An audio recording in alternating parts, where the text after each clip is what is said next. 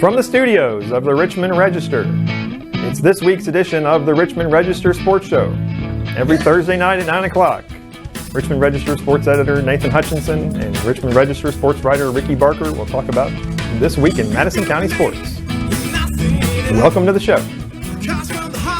The Richmond Register Sports Show is brought to you by Nuevo Vallarta on Big Hill Avenue.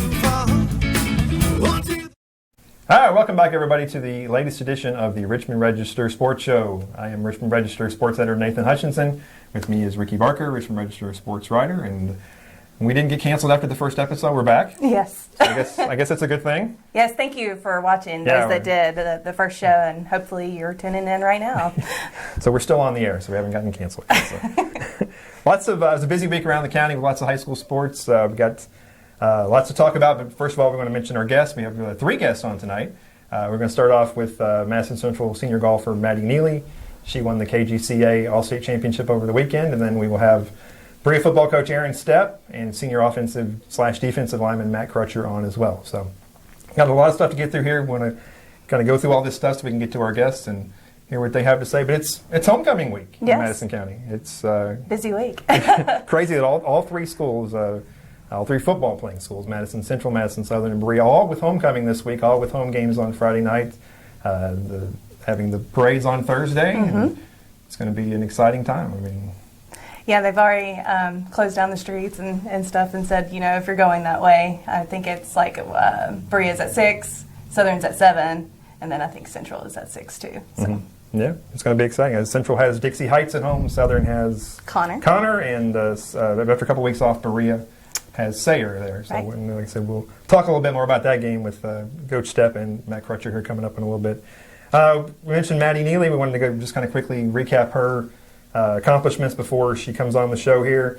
They had the first ever Kentucky Golf Coaches Association All-State Championship Saturday and Sunday up in Lexington. Very unique event where they had the top 15 teams from the state, regardless of region, come in and play together. And she won in a four-person playoff. She won in the second hole. So it's we've been watching her play golf since she was in the 5th grade, and it's just another accomplishment for her. She was on the 2015 Madison Central State Championship team. She's committed to EKU, and it's just a fantastic girl, great golfer. Fantastic young lady, and we're happy to have her on here in a minute to talk about the tournament. But it was flashback to last week with football. We only had the two home games with Berea getting a forfeit over Jenkins, but Central went up to Lexington to play a Lafayette team. A former district rival in Lafayette. Both teams were 0-4, really desperate for a win, and it was a crazy game. Central had 5 turnovers, missed 2 field goals, and somehow was able to pull out a 24-18 win. Cannon Centers had 3 touchdown passes. Probably his best start is at his junior year here, and he had Ashton Holberg on the game-winning touchdown with a couple minutes to go in the game. And on the ensuing possession, Lafayette got the ball back with a chance to kind of push down the field, and Deshaun Gowdy forced a fumble that Tayshawn Chenault recovered and helped them get the win. So they are 1-4, and that really a much-needed win for that program. And heading forward now with Dixie Heights, and hopefully that good things in the future for them. Southern went on the road to an old familiar foe too. Yes, at Pulaski after back-to-back wins. Unfortunately, Pulaski topped them in this one. Tobias Storm had 2 passing touchdowns and a rushing touchdown. A.J. Jones had 2 rushing touchdowns. Walt Smith had 2 receiving touchdowns.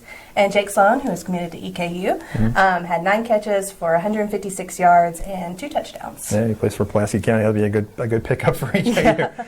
But like we said, Berea was off for a second straight week. Jenkins had to close down their football program, so they had 2 straight weeks off. But maybe a good thing for them early in the season to get everybody healthy and get back on track. And they will have Sayre at home this week, who's in their second year of their program, and Chad Pennington is their coach, the former New York Jets quarterback. So I had no idea. There you go. And, of course, EKU also went on the road last week. They finished up the non-conference portion of their schedule with a trip to Presbyterian College down in Clinton, South Carolina. Came away with a 35-10 win. Probably wasn't as easy a win as they would have hoped. They were actually down 10-7 in the first quarter, and even late, early in the fourth quarter, it was still only 21-10. But they did tack on a couple of touchdowns late to make that score look a little bit better, and so they finish up the non-conference portion 2-2. They will come back home this week to place Tennessee State in the OVC opener. It's a 6 p.m. game over at the Roy Kidd Stadium at 6. And I guess the big news coming out of that was there's a new starting quarterback. Yes, there is. Garrett Blunt Connor Blunt had been the starting quarterback the first 4 games, and he was a little rusty in the first half. They put Parker McKinney in, a redshirt freshman from Coalfield, Tennessee.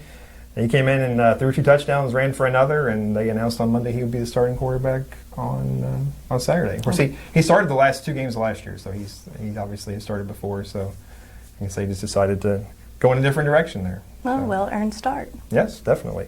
Lots of soccer action around the county, and we've got some really hot teams in soccer, high school soccer. It's really some of our teams got up to a bad start, but they've really come on here recently. And absolutely. Model started off 1-4, and at that point, it looked like there was a really long shot possibility that they would be able to get Coach Steve Savage to his 300th win. He had already announced before the season started this would be his last year, his 27th year. Came into the season with 289 wins, but after that rough start, it was looking like there weren't really enough games to get him there. But they've won 5 straight. He now has 298 wins with 3 regular season games left to go, and at least 1 in the district tournament, maybe more if they win a game. So that's a possibility for them. They're drawing closer. Yeah. Yeah, it didn't look so good there for a while, but they won 4-0 over Lincoln County on Tuesday to get him win number 298. So they will play at home Saturday against Bethlehem, and they can get even closer. They have games next week with Lexington Catholic and Harrison County, and they will play Central in the first round of the district tournament. And a lot of other teams are also streaking. Oh, absolutely. Same thing with Southern, kind of a rough start, and then now they're on a 9-game unbeaten streak. Really. Doing well. I think they're 7-4-3, and they have not lost since August 24th. Yeah, and the Southern boys and the Central boys are also just been almost as hot. They've won 6 in a row. Mm-hmm. They're 8-5-4 now. They beat Bull County 2-1 the other night over at Bellevue. And the Central girls. Mm-hmm. Talk a little bit about them. Okay. All right, 4-game winning streak. They beat Great Crossing 2-0 on Monday, and the final score was 7-5. Yeah. So a lot of offense in that game. Yeah, and you were down there Tuesday as well to see Southern volleyball, which just keeps rolling along. 18-3 now. I know. They're a great team. They've done really well. They took on Pulaski County, also a really great team, really tough competition. Swept them 3 sets, 3-0. And now it's their best record in the 11th region. Lady Eagles have. Yeah, it's been amazing. They have they have three kids that have committed to play at the college level, and really, really good. And of course, they have to sometimes share one of their best players with the soccer team. Yes, but Sarah Mitchell plays both, but she's very capable of doing both, and has done it at the same day. Sometimes she's played both varsity games for both the soccer and the volleyball team as well. Central volleyball as well picked up a couple wins this week. They beat Model on Monday, and then they picked up a win over Berea on Wednesday. So that's kind of a wrap up of kind of what's going on. We've got this weekend we have everybody's at home, and then EKU is also at home. So lots of football this weekend, and we do have golf regionals next week coming up. So that'll be exciting as well. And we're wrapping up the end of the soccer and volleyball seasons. We're getting near the end here, and we district tournament time before we know it. But there's lots of stuff going on, and it's fun, busy but fun as usual. We like to stay busy. So. Yeah, it's so good that all these teams are kind of getting on their hot streaks going into district play coming up. Yeah, it's been really, really good to see. Yeah, the soccer in particular, both the boys and girls. A lot of great games. Man, I think that we get to the district, I think that between Central, between Central, Southern, and Model, I think on both the girls and boys side, either one of those, any of those 3 teams can win it. I mean, it's going to be interesting. Every time those teams have played, it's been 1-0, 2-1. 1-0 to they've all been really competitive. So lots of good stuff coming up. But we're so happy to have 3 guests tonight, and so happy for them to come down and join us and be part of the show. And like I said, we're back for our 2nd episode. Hopefully there'll be many more. I hope so. We're just very proud to be able, like I said after the first show, that we do completely local show.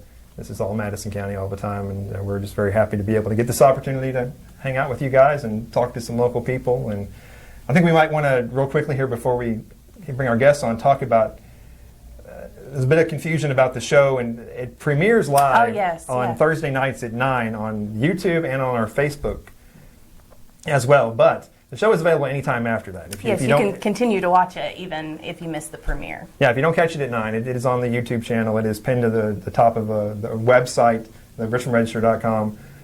It's also on our Twitter. It's also on our Facebook, and we definitely get it out there. So if you don't see it at 9 o'clock on Thursday, watch it anytime you want. It's out there anytime at all. But also, make sure to check us out on our Twitter. We are Richmond R Sports on Twitter and Richmond Register Sports on Facebook. Especially watch us on Friday night. If you can't be at the games Friday night, we will be at all 3 games. I'll be at the Central game. You'll be at the Southern game. Live tweeting. And your husband will be at the Berea game for us. Yes. Her husband Josh helps us out quite often. So we will be at all 3 games. We will have homecoming pictures of the King and Queen from all three schools, and we'll be updating you on all 3 as well. So yeah, Miss Neely, actually our guest, is in the homecoming court for Central. Yeah, So yeah, that'd be great. She'll win. Yeah, you never know. But keep an eye on there. Like I said, we definitely hit it hard on the Twitter, and we will keep you updated. And as soon as we get the pictures of the homecoming King and Queen, we'll put those right out there for you as well. I know that's really important to people, and it's always so fun to watch the reaction of those kids when they get selected. And it's every year it's like I look forward to that so much. I just wait for the shot for them to the reaction and see what they're the realization that it's them. Yeah, it's a lot of fun. It's all part of the great pageantry of high school sports and everything. And so once again, we appreciate you watching. We'll have some great guests on here in a minute, so we'll be right back at you. Thank you for watching the Richmond Register Sports Show, brought to you by Nuevo Vallarta.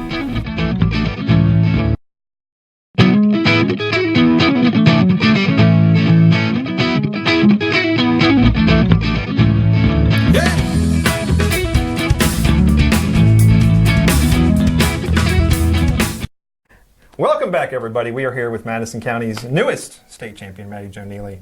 She took first place individually last Sunday at the Kentucky Golf Coaches Association All-State Championship up in Lexington. It was held at the University Club of Kentucky. Congratulations, Maddie Jo. Thank you. Well, first of all, I guess we need to explain to people what this event was. It was the first ever of its kind, and it was a very unique thing where they brought together the best 15 teams from across the state, regardless of region, and it was really kind of an attempt to be like an actual real state championship. So talk about the event. The event was created this year by a lot of people, but Kevin Mims really led it. He was Henry Clay's coach, and I've been around him ever since I started playing. And basically, he created it because of the new KHSA rule saying that now only one team from every region, the winning team, goes to state. And that rules out a lot of the top contenders, considering last year LCA got second in the girls' region and then won the state tournament. And the year before, the LCA boys got second in region and won the state tournament. So it was a pretty concerning rule, and now everybody's just kind of leveled with it. But this tournament was to basically say, like, these are actually the best teams. This is going to be more important than the state tournament. So, sorry. Yeah, no, it's turned out to be a great event. I mean, you got all the best players from every region, and nobody was left out. Yeah, and you had a 4-shot lead after the first day. The weather turned a little bit breezy on Sunday, and things got a little tough for you. So talk about Sunday. I did not like the course Sunday. I've never liked that course. I loved the course on Saturday, and my score showed it. But the wind was crazy on Sunday, and it affected everybody, thankfully. And I did not play good at all. Too many bogeys, not enough birdies. But I held it together on the back nine, thankfully, to finish even. And my dad kept motioning this at me. And I was like, well, I don't know what that means. Like, on the last hole, he was doing this. And I was like, I don't understand, because I thought I had lost it already. I thought it was there was no chance I was even close to being at the top anymore. And after I walked around the trees to putt on the last hole, and he said, just putt it close to the hole to tap it in for par. He was like, you're fine. I was like, okay. So I 2-putted for par and picked it up, and Laney missed a 6-footer for birdie and made par, and I walked in the clubhouse, and he was like, it's a 4-way tie for the lead. I was like, what? He was like, all of you all shot even for 2 days. So we immediately packed our stuff back up and headed back to 18, which we had just played, and started all over. Yeah, 3 of the 4 of you parred 18, and then so you went back to 17, which you had just bogeyed a few minutes before that. Yes, I had. And everybody shanked their shot, but you shanked yours less than everybody else, I guess. The hazard was in play, but typically it wasn't in play when we played the whole 30 minutes ago. And I don't know if the wind messed us up or what, but every single one of us just completely rushed our shot, and they all went dead left. And thankfully, I hit mine lower than theirs, so it didn't jump into the hazard. It skidded on the ground once it landed, so I stayed up out of the hazard and managed to just make par from there. Yeah, you had just a 2-putt to win the thing, right? Yes, it was a terrifying 2-putt. I only had about 12 feet and hit it almost 2 feet past the hole. Yeah, I mentioned too that as a team, Central did finish second, and definitely want to mention everybody else. Raven Clark shot a +11; she finished tied for 14th. Clara Ramsey was +18; she tied for 30th. Elizabeth Eberly +20, tied for 32nd. Catherine Taylor +27, tied for 43rd. And don't want to leave out Lydia Harrell from Model. She also qualified for this event. Shot a 181 and finished 61st. And the Central boys were actually in this too, and they finished 12th. A very good showing for those guys. They did. So, like you said, it's a very unique tournament because there was, 6 teams? 6 of the 15 teams were from the 9th region, which is the region you guys are in. And you guys finished 1, 2, 4, and 5. 1, 2, 3, 5, and 12. Oh, okay. Okay. So first, second, and third, everybody that got a trophy is from our region. Yeah. And unfortunately, in a couple of weeks, only one of those teams will get to go to Bowling Green because of the rule change. So, well, that's how it goes, I guess. But that's why it's good to have this event. It's a very, kind of a different, kind of an alternative to the state tournament, I guess. Yeah, and I'm glad it was established, especially because it will grow and grow and grow later to be bigger than the Bowling Green tournament, and then people are just going to brush that one off eventually, and this will be the tournament everybody wants to play well at. Okay. All right, well, you do have the Region 9 tournament on Tuesday over at Keene. Yes. Keene Run. That's kind of a tough place for you guys. That's your main competitors are LCA, and I know Laney Fry and a lot of the kids live in that subdivision. They do. Back there, so it's obviously it's a tough. You guys played them over there 2 years ago, I think, finished second, right? Yes, we did. And then the time before that, it was at Keene. We did win, but that was with the old team. That was the year we won the state tournament. But I mean, they came to our home turf last year, and we beat them last year. But it's anybody's game. We didn't think we had it last year, and we did. But it's up in the air because you never know weather. You never know how anybody's going to play that day. Somebody couldn't like the course. It could fit better to somebody's eye. You never know. Yeah, because they won on Sunday. They won, but about 9 strokes over you guys. So it was fairly close. So yes. Okay. Talk a little bit about you. I mean, you have committed to EKU. You've been playing at the varsity level since you were in the 5th grade. I remember watching you years ago, and you used to have to hit 2 shots off the tee to catch up with all the other girls. I did. But you just weren't big enough to hit the ball long enough. But you've stuck with it, and now you're one of the top golfers in the state. Yes, it was a long time ago. My grandpa took me to my first golf course, which was I think it was Arlington, when I was 9 years old, and I hated it. The first 2 years, it was awful. I was like, this is so boring, because I was just used to a loud softball field atmosphere. And the more I played it, the more I was like, yeah, I guess this is okay.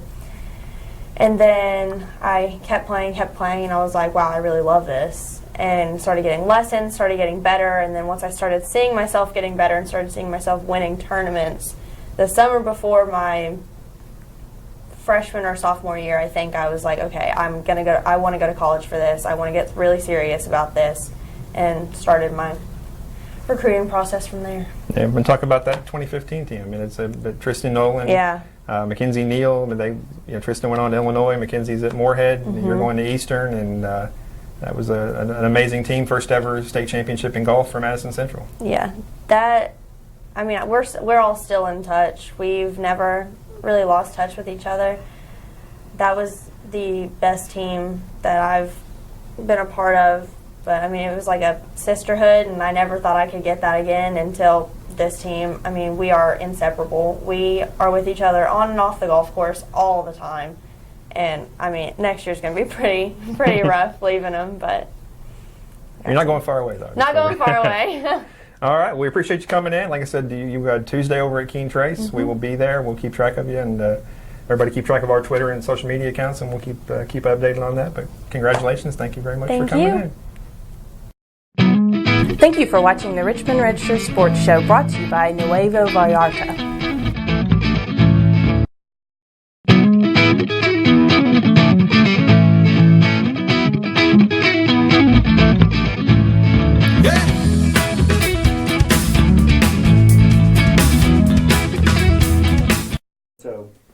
Okay. All right. Well, welcome back. We are here with who I personally believe is the early candidate for the Kentucky Football Coach of the Year, Mr. Aaron Sept of Berea Community. Thanks for coming on, Coach. Appreciate you coming on. Appreciate you guys having me. It's always a pleasure to talk with you guys, talk a little football. Okay. Well, I mean, it's been remarkable the turnaround, and I know you'd been at Berea before. When you came back, you were determined to get this thing turned around. From a team that lost 43 straight now to a team that's won 5 straight, and just talk about last year or so. Well, again, I know people get tired of hearing me say it, but if you would go back and watch the film on the last 3 or 4 games last year, you could slowly see the kids starting to understand what we were wanting to do, and it really culminated in the Jellicoe game. Ended up winning 18-0.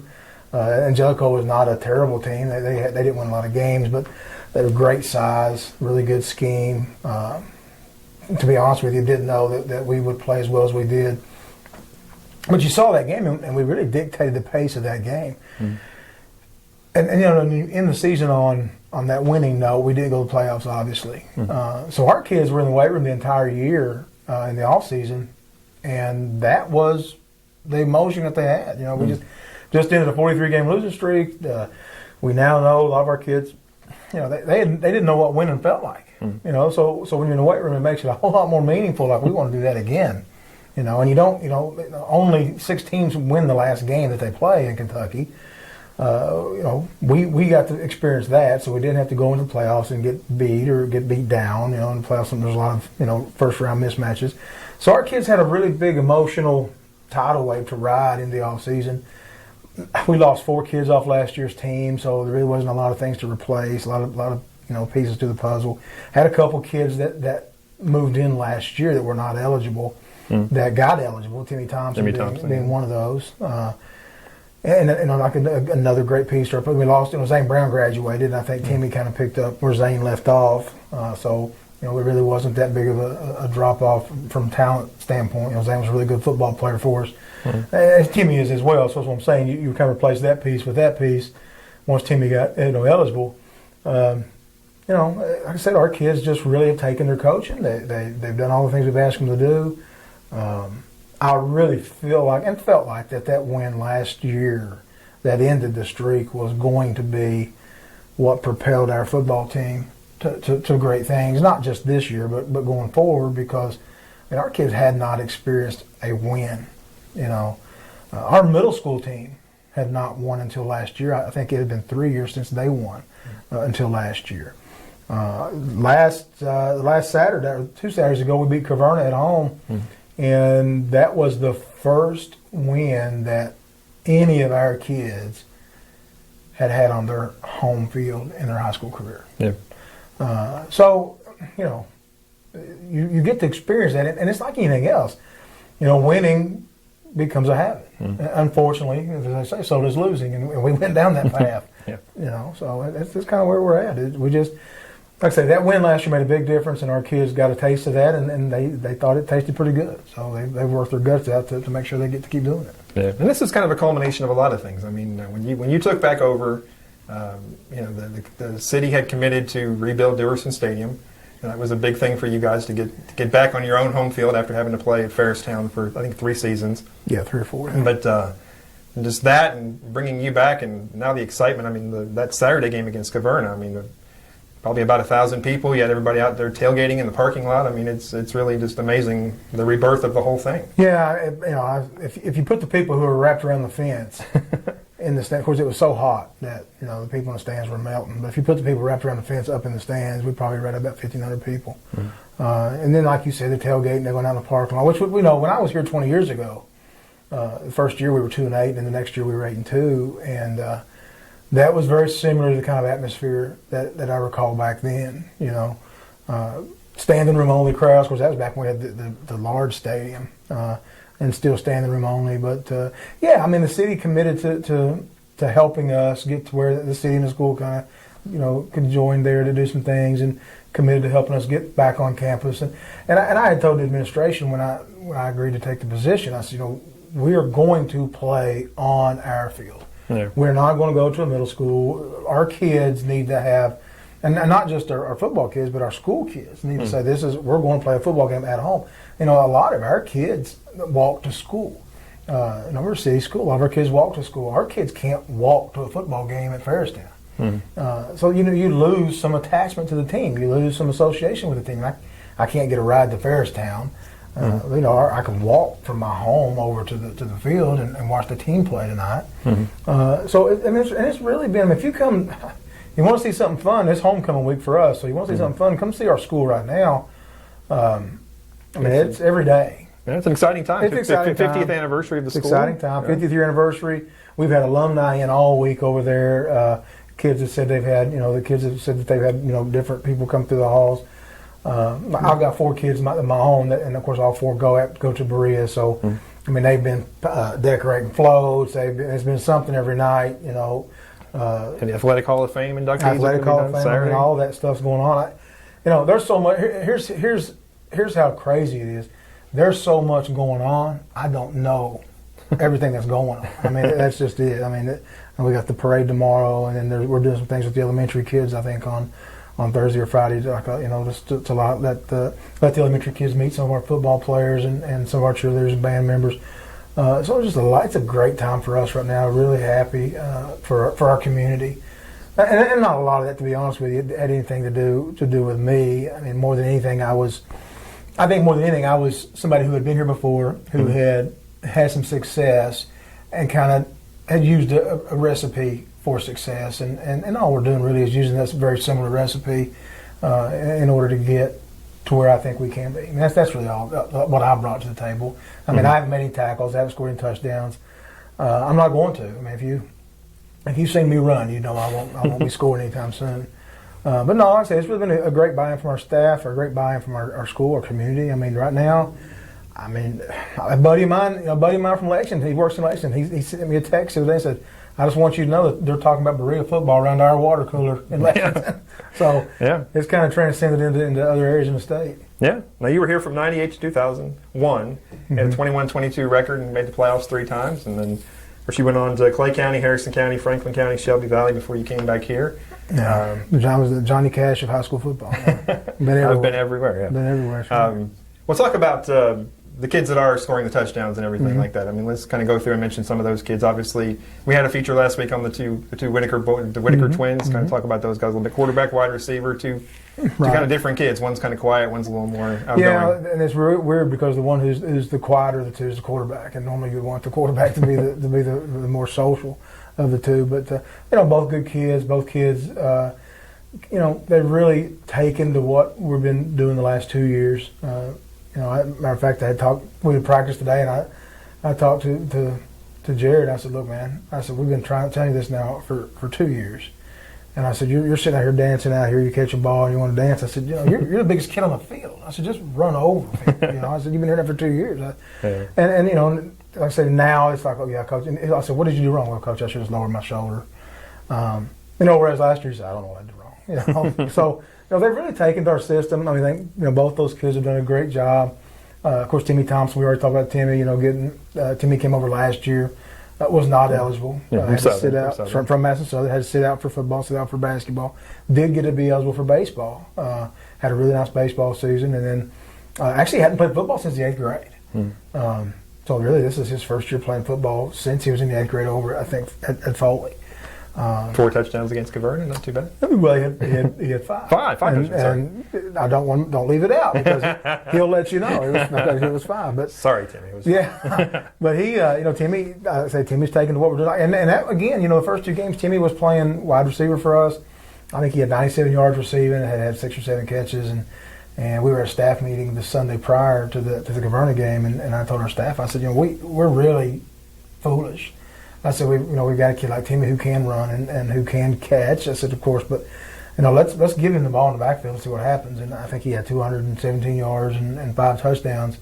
So he made me look real smart, but at the same time, we looked really stupid the 2 weeks prior because everybody's like, why didn't that kid, why wasn't he touching the ball more? Yeah. So, Cody Moore's another kid that's been a Berea football kid, is catching the ball for us. I think he had 97 yards receiving the very first game against Jackson County. Jaden Cunningham, sophomore. He leads us in rushing. I mean, he's just a bulldog kid, hard nosed.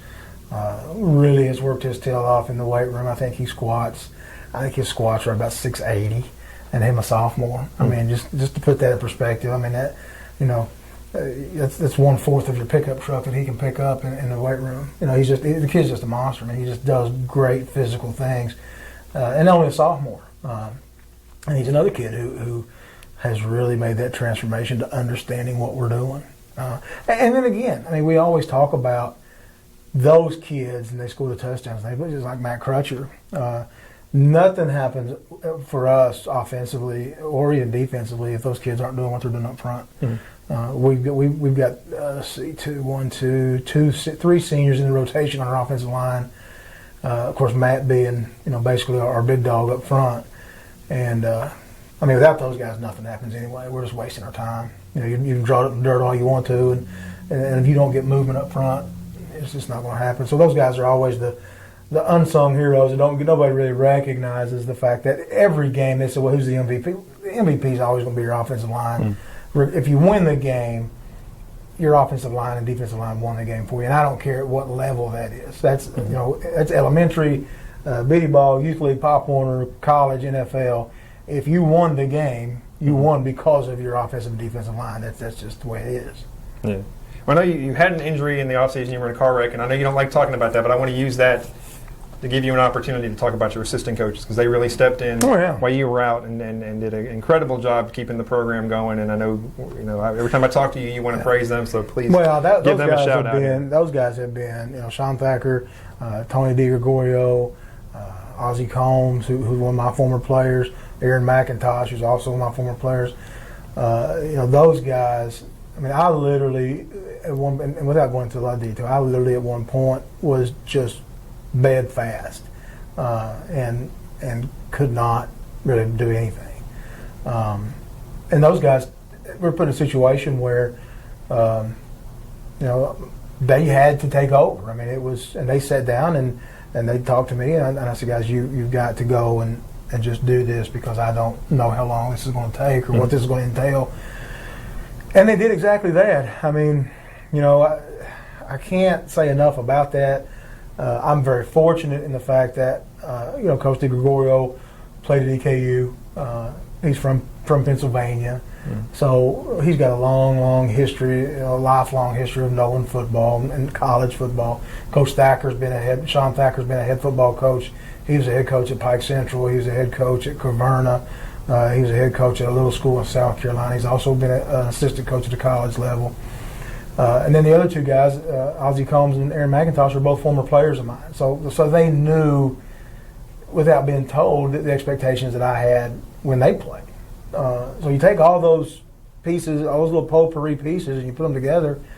And for my money, I've got the best coaching staff in the state because you just can't. I mean, where else are you going to say, well, these 2 guys played for me, and this guy was an assistant coach at the college level and been a head coach at 3 different schools, and this guy played, NCAA football and from a football crazy state. I mean, you just don't.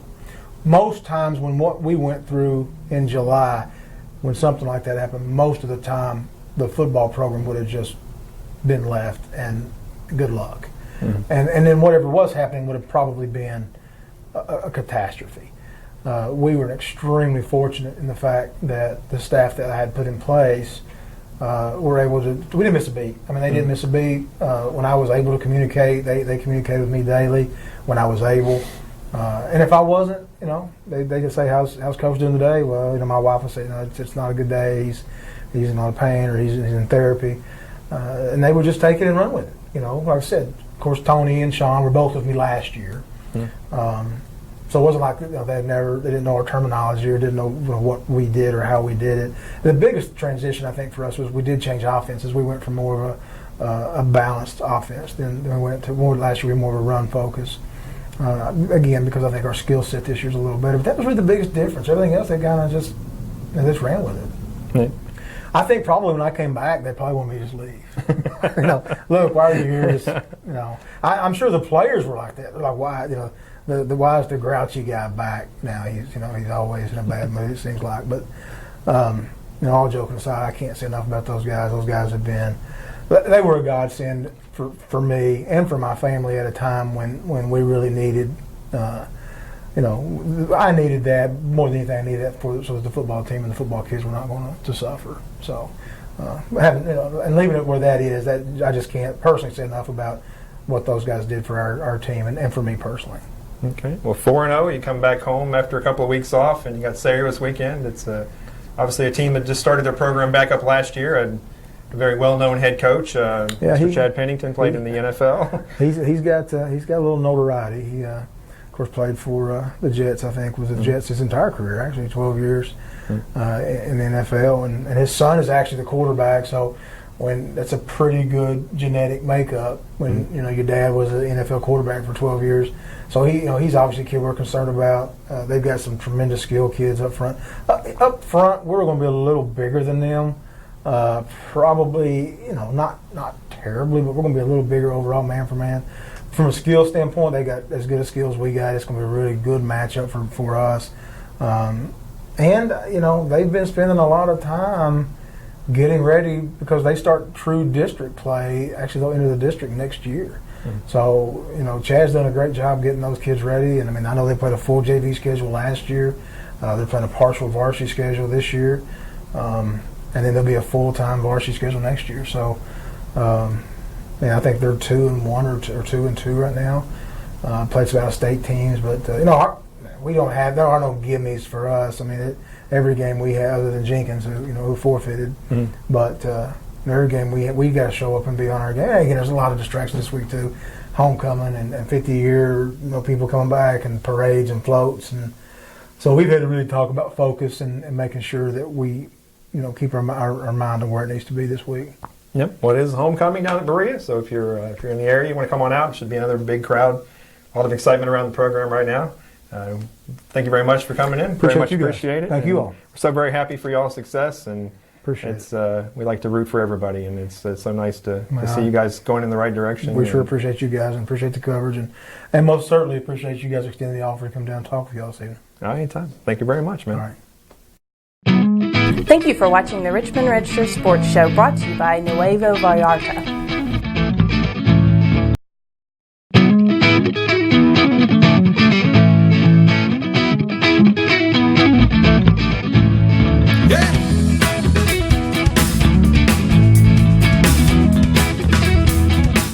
All right, well, welcome back. We are here with Berea Community offensive lineman / defensive lineman Matt Crutcher. He's a senior, and glad to have you on the show, man. Appreciate you coming up. Thank you. I'm glad to be on this show. Okay, it's been a remarkable turnaround. It's you as a senior were there for a lot of those 43 straight losses. Just talk about everything that the team went through during that stretch. Well, it was hard, especially coming to my freshman year, because I knew they've been losing the games. I was thinking about transferring to Southern, but then I realized I gotta stay at Berea. I like Berea too much. Yeah. Where it's that small school, you know everybody. I know if I went Southern, I wouldn't know nobody there. Yeah. Of course, Coach Sept had been there before, long ago, long before you were there. But let's talk about what he brought in and what kind of the different attitude and how he kind of addressed things. When Coach Sept first came in, we know he coached before, and I think he went 8-2 or 9-1, one of them. And we got pretty excited then because we thought we're really going to start winning games now. And when you first practice, it was a game changer, trust me. Because we ain't used to coaches like that. We're not used to strict coaches. Most of our coaches lay down, and it was a big eye-opener. Yeah, because you guys went through, you had to forfeit games because you didn't have enough kids. And a couple of years ago, you had to, just to save the season, you had to go out and recruit kids, other sports, from other sports, and just bring them in. And They didn't even know how to put their helmets on. They didn't know how to put the pads on. I mean, there was even talk of getting rid of the program. Yeah, that was a scary moment. I remember that she brought us, our principal, Miss Lovell, she brought us all into the conference room, and this was the Paris game. And she started talking to us like, do you guys want to play this game? Of course, we all said yeah. Which then we had 13 people. Mm-hmm. We went to Paris game, 13 people. We got beat bad, but we just still want to play the game. It don't matter if we win or lose. Yeah. Was that kind of the lowest point? Yeah, that was the lowest point. Yeah, 13 players and one was injured. Yeah, wow. Yeah, and for all those years having to play over at Fairstown too. I mean, that was not fun. Yeah, it did not feel like home at all. Yeah. Well, you guys, as seniors, you guys had never won a home game at Dewerson Field until a couple Saturdays ago against Caverna. So just tell us about that experience. That was great. I've never won on that field in my middle school year or my high school year, so that was amazing. That's the best feeling I've ever felt in a while. Yeah. We'll talk about you've gotten 2 weeks off in a row here because you had an open week, and then obviously Jenkins decided to close down their football program. So you've had 2 weeks in a row off. Kind of what have you guys just been practicing, or kind of how you guys been? We've just been preparing against Sayre. We've just been learning everything they do, watching film on them. I think we got them pretty good locked down. Yeah. Like I said, just talk a little bit more about Coach Stepp. I mean, it's amazing what he's been able to do. I know you guys believe in him. I mean, it's been kind of remarkable. You guys 43 straight to now to 5 in a row. Yeah. I guess talk a little bit about obviously you lost 43 straight. Toward the end of last year, you guys started to play better. Mm-hmm. And talk about the Jellicoe win last year, the regular season. You went down to Jellicoe for the last game of regular season, won that game, and just talk about that experience and what that bus ride back was like. I tell you that, but when we went down to Jellicoe, we really didn't predict the win. We just wanted to get the game over with, and we got in, and it was a big old muddy mess down there, a big old muddy mess. And started playing. We started playing good. Started playing even better. Start scoring. Start stopping them on defense. Finally got to like 18-0, and best amazing feel. Just, oh my gosh, stuttering on everything. I'm sorry. Well, that's great. All right, well, you got, like I said, you got Sayre, and then I think Dayton, and you hop into district play. So all 3 district teams are pretty good, so it's going to be it's going to be tough. Yep. Yeah, that KCD game, it's going to be in there. It's going to be a good game. Yeah, Kentucky Country Days ranked number 3 in the latest Class A poll, and Frankfort and Eminence are both good too. So it's going to be tough, but you guys are up for the challenge. So appreciate you coming in. Congratulations on all your guys' success. It's been a lot of fun to watch, and we pull for everybody. So we're very happy that you guys have got this thing back on track and doing well. So thank you very much for coming. Thank you. Thank you for watching the Richmond Register Sports Show, brought to you by Nuevo Vallarta.